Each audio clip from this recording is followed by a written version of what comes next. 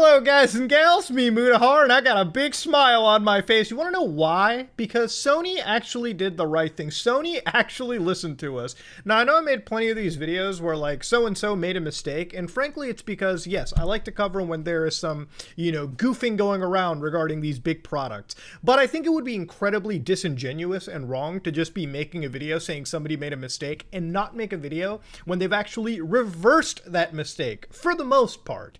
Now, back in those videos, we were talking about how PlayStation was shutting down the PS3, Vita, and PSP store.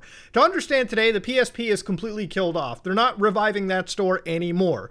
I mean, I kind of understand the system is relatively old. I'm probably one of the only 11 people in the world that's still actually using my PSP Go. But moving on, Jim Ryan, president and CEO of Sony Computer Entertainment. Yeah, the one that said, who would want to play old Gran Turismo? Someone that wants to play one of the best racing games of all time, by the way. But anyways, he recently said, we notified people that the PS Store was shutting down for Vita and PS3 devices this summer. Upon further reflection, however, it's clear that we made the wrong decision here. Yeah, you did. So today I'm happy to say that we will be keeping the PlayStation Store operational for PS3 and Vita devices.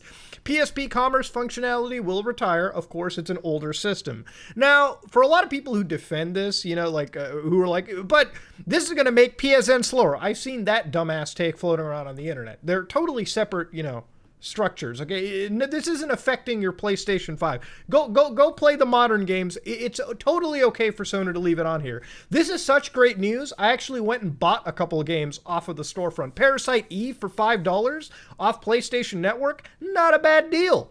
When we initially came to the decision of ending purchasing for PS3 and Vita, it was born out of a number of factors, including commerce support challenges for older devices, and the ability for us to focus more on our resources on newer devices where a majority of our gamers are playing on. We can see that people are incredibly passionate about being able to continue purchasing classic games on PS3 and Vita for the foreseeable future. So I'm glad we were able to find a solution to continue operations. Now I'm going to leave it over here, all right? I once again, I like to reiterate, I don't know how much it costs to run PS3 and Vita storefronts. It couldn't have been a whole heck of a lot, but I'm glad that this stayed. You want to know why? Because there's a lot of classic games that are actually going to stay for reasonable prices. If you went on eBay, like literally a few days ago before this announcement, they were trying to rack up old PS3 games for mythic prices, when in reality, none of them were worth anywhere close to that. There's also a strong selection of PS1 and PS2 games that are priced up the fucking asshole, like LSD Dream Emulator, that you can find for literal pennies in comparison on the PlayStation Network store. So from a preservationist standpoint, I'm glad Sony decided to keep their games alive. Remember, PS3 has no backwards compatibility. This is it. Like, when PS3s are fully dead, all that's going to matter is the emulation scene, and that's pretty much it. And speaking of emulation, how it's preserving the PS3, PS4 still needs an emulator to preserve that system when those systems are starting to fail out. And the only one that I know of at the moment is Orbital, which is the only legit one, and it's currently being developed by one developer right now, I believe from Spain. So if you want to go support them, I'm going to make sure to put their Patreon in the pinned comment for this video below so they can get some love if you're interested in emulation and preservation and all that kind of stuff. So yeah, that's the only one out there that I know that's supporting it. So for that, I have to give Sony a big round of applause. Congratulations. They actually listened to the consumers. Sony could have probably went on for a week or two and honestly suffered no problematic issues regarding finances or a big amount of backlash. People would have forgotten about this 2 weeks ago. So it really means, it really is special that Sony, a company that I have grown up with, has actually listened to us, the player base, for once and has kept a pretty integral piece of gaming history alive and ready to go. Now, there is another issue that sort of sparked, and that does come down to the C-bomb issue. Now, if you don't remember this, the C-bomb was basically an issue where once the actual CMOS batteries on PS4s die out and you do not have an internet connection going off to PlayStation servers, you won't be able to use those systems properly again. Games will not be able to run whether you buy them digitally or physically, which is fucking insane, considering the fact that when you watch this official video from PlayStation where they were trying to roast Xbox One back in the day, it almost backfires on itself. And I'm not even defending Xbox by including the soul jab. By all means, Xbox is even worse than whatever Sony's mess up was, because with an Xbox, one lineup of family units, you need to have an initial internet connection to even use the thing. You are literally buying a hardware brick at the store, and you have to connect to the internet to even use it once and create an account. So Xbox is even worse with how much it's dug into the internet infrastructure anyways. Sony has created an issue, all right, during the hardware development where these systems will eventually turn to e-waste without the internet. Now, to understand, something that's cool about this is the jailbreak scene, okay? There are a lot of people who are jailbreaking their systems as of now, okay? If I was to give you any advice this video, buy a PlayStation 3, because they're trivial to jailbreak. There's a lot you can do. I have videos of me jailbreaking PS3s on this channel, and you can run a lot of your games backed up. You can run a lot of emulators through RetroArch. You can have the backwards compatibility dream of PS1 and PS2 on a PS3. There's a lot you can do. It's a fun time, and it's pretty inexpensive.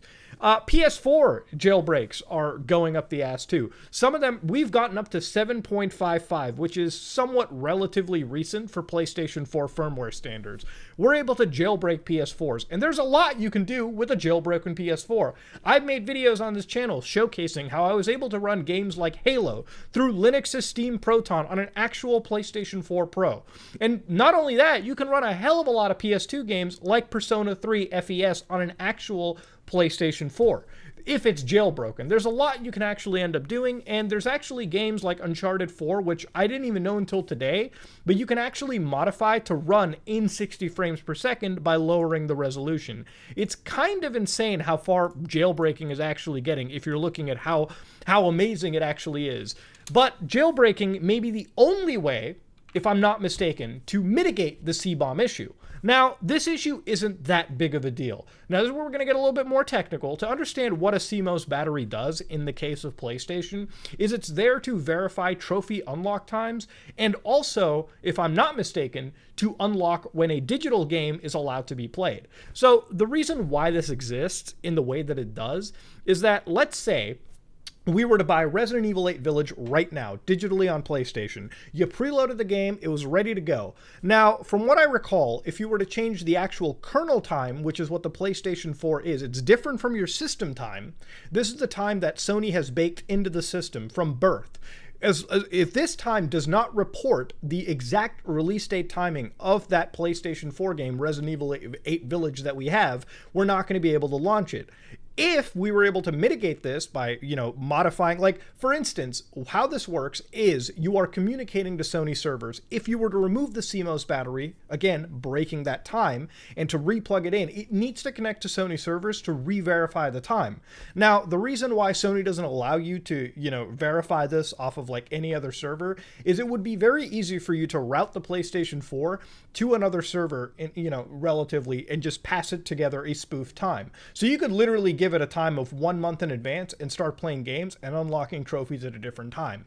So I understand maybe from a security perspective why they did this, from a validation perspective, but to understand it, it's not baked into the hardware. This isn't like an important component of the hardware of PlayStation. So it's not impossible for Sony, who are currently actually looking into this, to go back and software patch this out of the system, which would be a great deal. It would actually mitigate every single problem anybody has had with Sony for the last week and a half at the moment. Now, of course, there are other issues, but the technical issues would be completely subsided.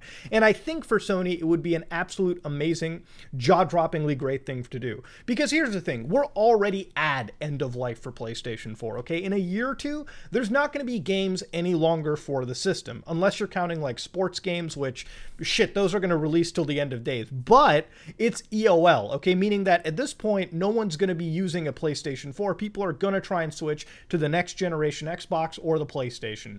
And so PlayStation 4 is going to be, in my hopes, a homebrew paradise. And with this patch, if Sony is to implement removing the CBOM, all right, because here's the thing, even if the CMOS battery fails, all right, the ability to still play games should be preserved. of course, clock-based time events are not going to work. And if you want to really understand that real quick, I'm going to fire up an emulator real fast. So to understand what we're looking at, this is the Redream emulator, which is a Dreamcast emulator. And to really show you what we're looking at here real quick is that if we boot into the system's BIOS to begin with, this is the actual Dreamcast BIOS. Now, most Dreamcasts you're going to buy anyways are not going to function, you know, in terms of their time-based events. Their CMOS batteries are dead. These batteries do die no matter what. But if you look at the time on the top right, it may not be able to sync the time, but however, you can still play your games through it, which is the important factor we're all going for.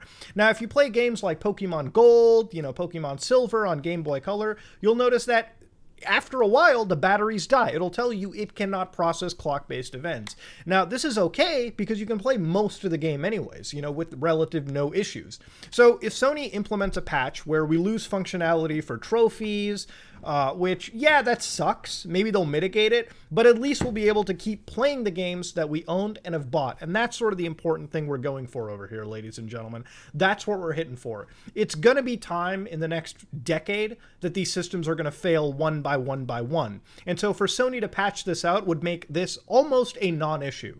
And I'm actually glad that Sony is at least looking into it. That's better than nothing. So, ladies and gentlemen, Sony has done a pretty good job. PlayStation, congratulations. And honestly, I didn't expect this from PlayStation. The pessimistic side of me expected they'd wait 2 weeks, wait for it all to blow over and call it a day. But they've done what they can. They have provided us, you know, some level of security, at least for the foreseeable future, and I'm glad to see that. So it's a good win for game preservationists everywhere, like somebody like me who likes to preserve video games. I like to see this. It's a big W. I've already taken up way too much of your time, ladies and gentlemen, so I'm going to leave it right here. I hope you all learned something. Hope you all had a good laugh. Hope you all enjoyed it. Hope you all smiled. This is me, Mutahar, and if you like what you saw, please like, comment, and subscribe. Dislike it if you dislike it. I am out.